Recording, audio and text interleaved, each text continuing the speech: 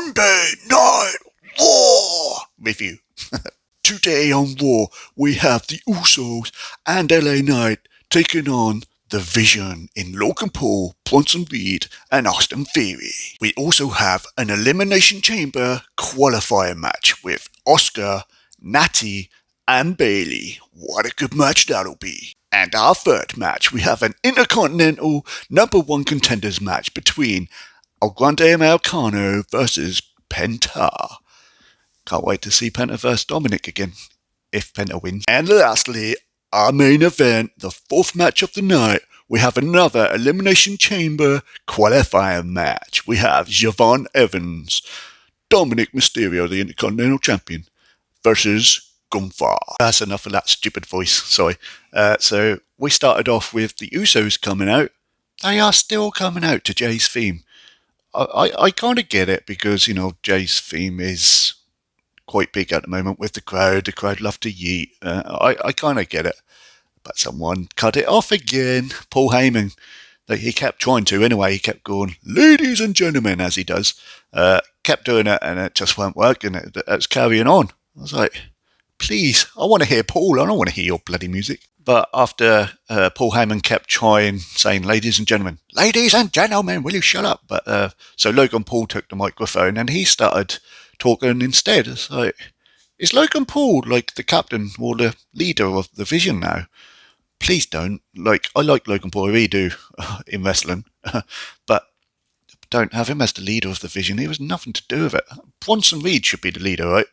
And then, has anyone else noticed how much, because every time I hear him, Austin Theory, I always think it's Kevin Owens talking. You listen, it sounds just like Kevin Owens. I'm like, oh, Kevin Owens back. So Adam Pearce come out because they were kind of taking over the show, the Vision was, and he was like, if Logan Paul and Austin Theory hadn't run after that masked man, my security would have caught them. Really, Adam? Your security is bloody useless. You can't stop. You can have 50 of you holding one person back and you can fight them all off. Your security is crap. And then LA Knight come out and the Usos were still stood there like, what the hell? You've just been stood there all this time. Well, what are you doing? What did you come out here for? Because they never really told us, and that just ended up in a match between LA Knight, the Usos versus the Vision. Where'd that come from? How did he book a match straight? I've heard this before. Does he not have matches booked ready to go for the show? How do you book matches? This even happens with main events. Do you not have a main event ready?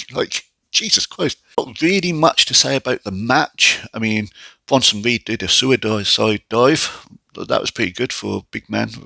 Bronson Reed has really impressed me lately. He should take over the Vision. Maybe if Bron Breakker goes in a different direction, or he could still be in the Vision, but as what do you call it? It's not the leader, but he's there for them, but he's kind of solo as well, while Bronson Reed kind of runs the Vision. If they're going to keep Logan Paul and Austin Theory in it, then Bronson Reed really needs to run that. So yeah, what else happened in this match? God knows. Jesus. It was okay match. So it ended with, I think, Logan Paul got his punch onto Jimmy Uso, and then Bronson Reed hit his tsunami on Jimmy Uso. Poor Jimmy Uso. And they won. I was like, wow, I'm glad the Vision won because they haven't won nothing for ages. They don't win anymore. So yeah, I'm really pleased they won. But they pinned, finally they win by beating the tag champions. Really? Have the Usos even won since they've been tag team champions? They haven't they? They beat Otis and Tozawa. Is that his name? Tajiri? No, Tozawa. I think that's his name, Tozawa. Whoops. So yeah, they pinned Jimmy. So why does he always have to take the pin? You can pin Jay, I think Jimmy should be on the same level as Jay, really. Why can't you push Jimmy a little bit? I think Jimmy is actually better than Jay. But maybe he's just not selling as much merch, and that's probably why, isn't it? So, does this mean that the Vision are now going to go after the tag titles? Because they've just pinned half of the tag champions, and they were a tag team. So, are they going to go? And who would go for that out of the Vision? Bronson got the pin, so he should be one of them, right? Who would he team with? Logan Paul, maybe? So, Yeah, there was a cool moment after this where Logan Paul was angry at the commentators, who's kind of leant over and then stomp. The masked man come and stomped him onto the announcer table. Didn't break or nothing, which never happens. That table always bloody breaking. So yeah, who is the masked man? Man, I actually don't know all this. Like, it's so hard this time. If it's not Seth Rollins, which I'm guessing it's not, who the hell is it? But I'm going to do a separate video on this because there's so many mysteries at the moment. Um, I definitely think that Paul Heyman is still with Seth Rollins. I thought that from the start. He's definitely still with Seth Rollins. If I'm wrong, I would give up my title that I don't have. So maybe you can have my LM title if I'm wrong. I would give this match a 5 out of 10. Straight down the middle. As I just said, how many mysteries are there? And then a box turned up for Adam Pearce. Well, for WWE, but Adam Pearce was there. He's like, what the hell is this? The other guy was quite funny. Can't remember his name, but he was like, I don't know. It just says WWE, so here you go. And it said on it, do not open until the Elimination Chamber date. So this was the size of a human, pretty much. Quite a big human, maybe a Somos. But yeah, that was pretty cool. Is it Chris Jericho? I don't know. I'm going to speculate when I do the Masked Man video and all these mysteries, because there's a person on the phone as well that keep phoning out on Pierce. Who's that? And what is this FAFO thing? I googled it actually the other day. What is it? F around and get fucked or something like that. I didn't mean to say it, the F word. I meant F around and find out. That's it. If you F around, you're going to find out what I'm going to do back, sort of thing. Surely it's Brock Lesnar. Oh, whoops, I meant to do that in a different video. Match number 2 for the elimination qualifying match: Oscar, Natty, and Bailey. Natty was really good in this, to be honest. Well, she wasn't that great, but she has definitely got a different presence to her. She's a bit more Ronda Rousey now, more than this flimsy Natalia who you know was going to lose every time. So I generally don't think who was going to win this. Obviously, I was hoping Oscar. I was really hoping Oscar, but I honestly weren't sure. I mean, Bailey needed something. Natty you want to protect, which they did, because Natty didn't take the pin here, but she didn't win. But there was a moment where I thought she was going to win, where she had a sharpshooter on Oscar. Well, no, Oscar had the Oscar lock on Natty first, and I was like, here it is. This is gonna be the end. But it didn't. And then Natty had the sharpshooter on Oscar, and I was like, oh, they're going with Natty instead, okay. But she didn't. And then Oscar got the Oscar lock on Bailey. I was like, okay, that ain't going to happen now. And it happened. Oscar won. I think I got that in the right order, or I think I got that right. Yeah, Oscar won. Yes, she's going to the Elimination Chamber. Come on, Oscar. I got a feeling that might be her versus Io Sky at WrestleMania. Well, I said Io Sky versus Oscar. I think it's going to be Io Sky versus Oscar versus, what's her name? Julia, for the US Championship. At WrestleMania. That'd be a good match, right? Yeah, this match was a little bit slow for me, especially for who's in it, but I'm really happy that Oscar won. I'll give this a 6 out of 10, and most of that is because of who won.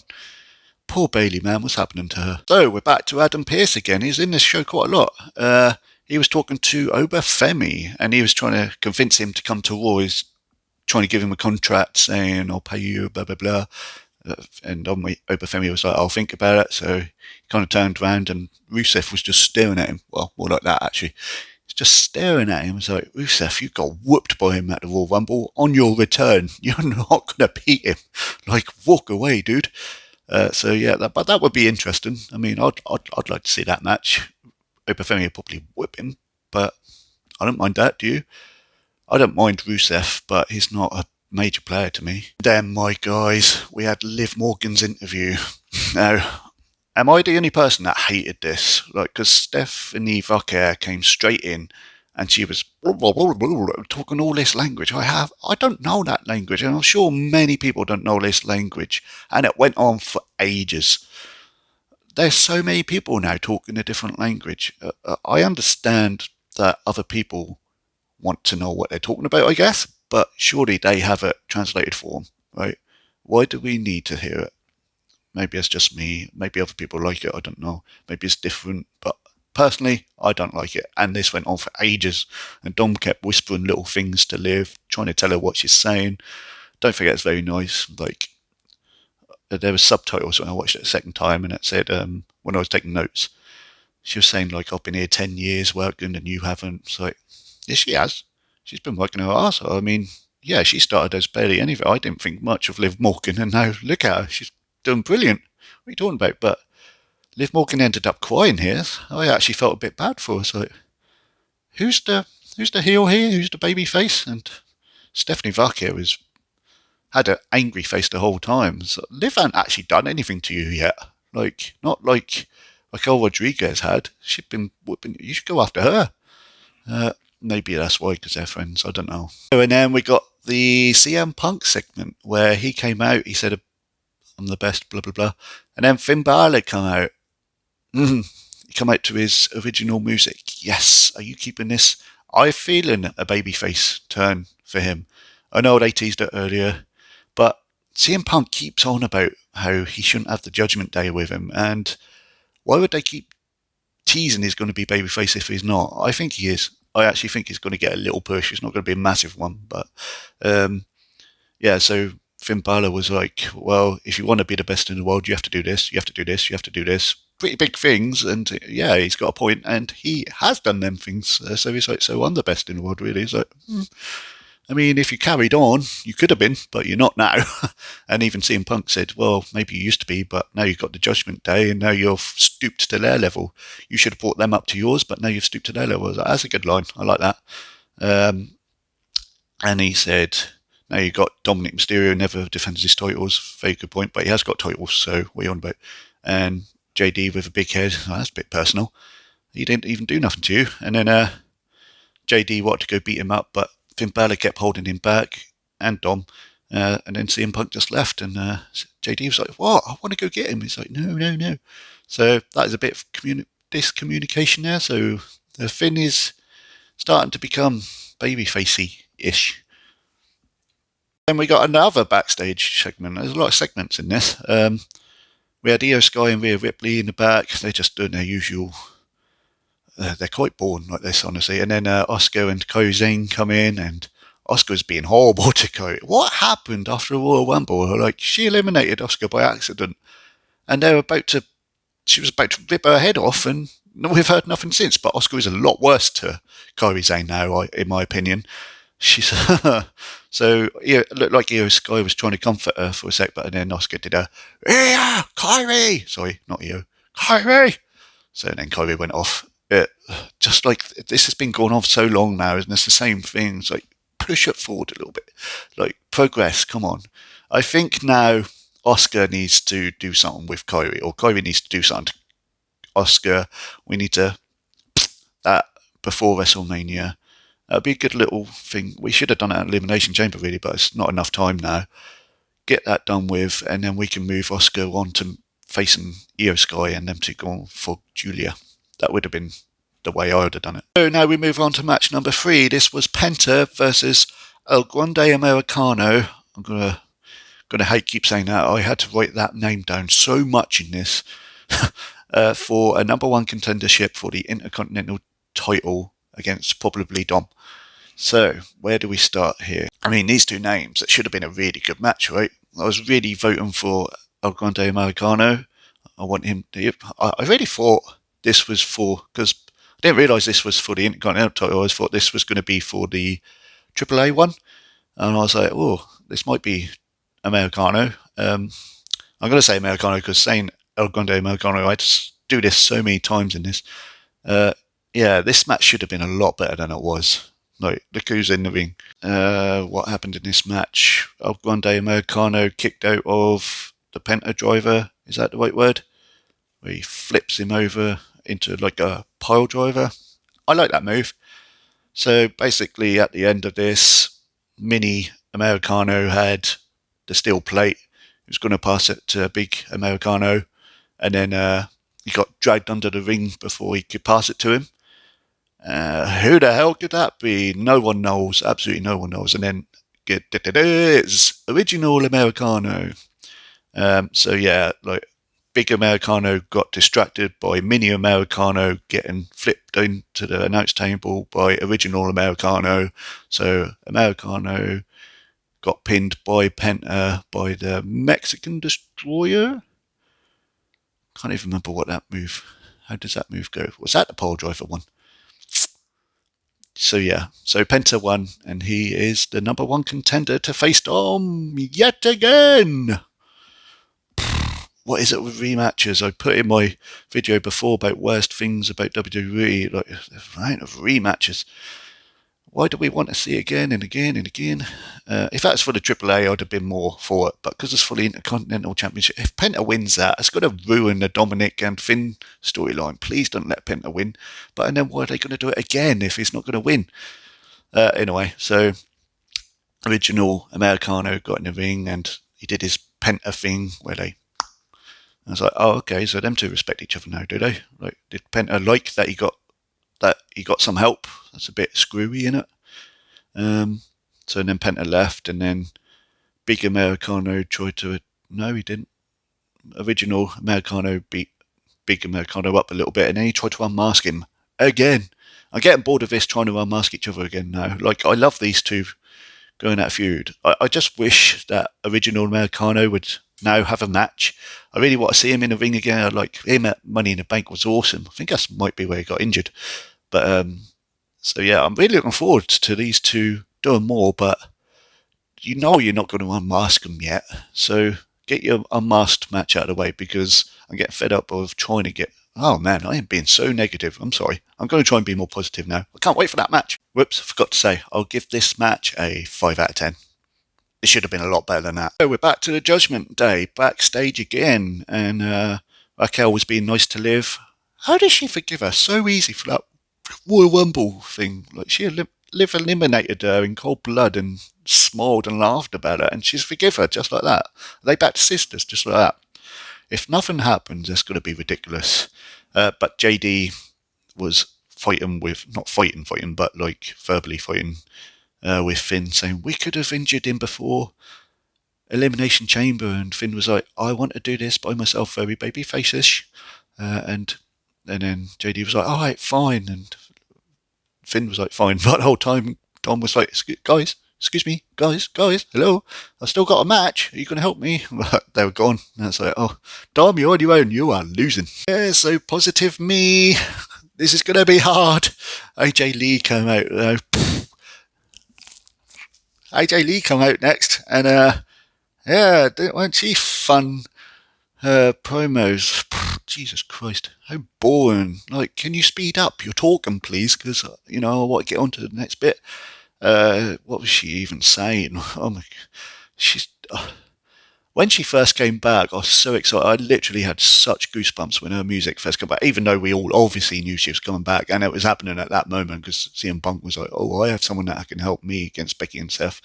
I was like, we knew it, but man, I was happy when she came back. Her music. Turn it up, let it up, let it. That's so good. But yeah, since she's been back, so what the hell? Oh, so she was saying, I want to face Charlotte, I want to face Alexa, but I'm caught up with Becky. It's like, then show up and face them. You haven't even faced Becky yet, so if you show up, you could probably do that. And finally, Becky actually come out to shut her up. But even Becky was boring here. It's like, she seemed like AJ Lee was like, oh, get in the ring and I'll give you a free punch. I'll put my hands behind my back. If Becky gets in there, AJ, you're screwed, man. But Becky seems so scared of her. So she's tiny compared to you, and you're one of the greatest ever. Come on, you can deal with an AJ with her hands behind her back, letting you have the free round. But Jesus, yeah, Becky was too scared, and she went off. So who is this, man? What kind of feud is this? I don't like it at all. Now I can be positive. Got that AJ Lee stuff out of the way, and let's have a positive Austin Theory trying to be a tough guy backstage with Adam Pearce. And then he went to the door and he was like, could not open it for hell of it. He's like, open the door! Like trying to be tough about it because he couldn't open it. So funny. And Bronson Reed said he's going to deal with the mask guy so Adam Pearce don't have to. Hey, Bronson Reed's going to do something. He's not going to do anything. Come on. Like he's going to deal with the masked man. So the fourth match, the main event, we have another Elimination Chamber qualifying match. We have Javon Evans versus the Intercontinental Champion Dominic Mysterio versus Gunther. Well, there's two people in this that absolutely shouldn't lose, and that is Gunther, who retired John Cena, AJ Styles, and Goldberg, or the Intercontinental Champion, Dominic Mysterio. How are they going to do this? Well, someone needs to pin Javon Evans, right? No, Javon Evans is going to win. I don't know what it is. I just something wants me not to like Javon Evans. I don't know what. I think I do know what it is. I always like original people, and I don't like new people coming in and winning. I don't know why. It's just something. Unless they're really, really good, like Kevin Owens when he first started. Yeah, I was happy with that. And Trick Williams, to be honest, I quite like him. I like his attitude, so I like him to win. But something about Javon Evans, I don't know what it is. I don't want to like him, but in this match, and since he's been here, he's been really good actually. So he's coming around. He's coming around, but he's beating the wrong people for me. Like Gunther and the Intercontinental Champion, you shouldn't be beating them, right? But yeah, he beat him. So Gunther, I was wondering, how is Gunther not going to win this? How are you going to make him lose this? And I was like, well, that must be Dominic Mysterio cheating and hits Gunther with something and then lose to Javon Evans. Because I did think Javon Evans was winning this, unfortunately. But yeah, Gunther hit a powerbomb on Dominic Mysterio onto Javon Evans. God, that must have hurt his back. And then he picked up Javon Evans, went to powerbomb him, and he reversed it into a pin. And it's like, well, you just no sold that. Like, and then Dominic Mysterio got this hammer, and he was up on the apron, and he had it kind of here, like holding it there, but it was so visible. It looked like he was trying to hide it, but the handle was right here, and the ref was like, I can't see nothing. It's so stupid. You watch it, it's literally so visible. But he didn't get to use it anyway because Gunther stopped him and did something. And then Gunther got hit on the outside, and then Dominic Mysterio managed to 619 Javon Evans, went for his frog splash, and Javon Evans moved out of the way and then hit his OG cutter. Like, he totally no-sold the 619. And then he pinned him, and then he was absolutely fine. Like, he hadn't been hurt at all. It's like, dude, you're absolutely no-selling. And this is your Intercontinental Champion. Just give him the belt instead. So in the Elimination Chamber, now we have Randy Orton, LA Knight, Cody Rhodes, and Javon Evans. None of them I want to win. Do you? Can you see a story where any of them are going to be exciting? We've had Randy Orton versus Drew McIntyre 20,000 times. We've had Cody versus Drew McIntyre even more than that. LA Knight versus Drew McIntyre. I'm not an LA Knight fan. Maybe it could be good for you lot. I can see why that would be okay for you lot. But can you see LA Knight winning that? And Javon Evans, he's just come in. Do you want to see him versus Drew McIntyre? Like, you know Javon Evans isn't going to win. He's in it for the high flying stuff, which is cool. I don't mind that. You need someone in there for that. So that's cool. But we need someone big to be in there. Put an Obafemi in there. Come on. We got to mention there was 2 incidences where Gunther caught Javon Evans in the sleeper. I think he came off to do a OG cutter, but he swung and caught him in the sleeper. That was really cool. And he also did another one where he caught him in sleeper, but I can't remember that one. Sorry. It's been a long time. So I give this match, a 6 out of 10. So that was my Raw review. Thank you very much for watching. Please subscribe. Please like. Ring that little bell for notifications. That'd all mean a lot to me because, yeah, I'm new. So, of course, I need all that good stuff. Thank you for watching. I'll see you in the next one where I will hopefully try and uncover all these mysteries going around.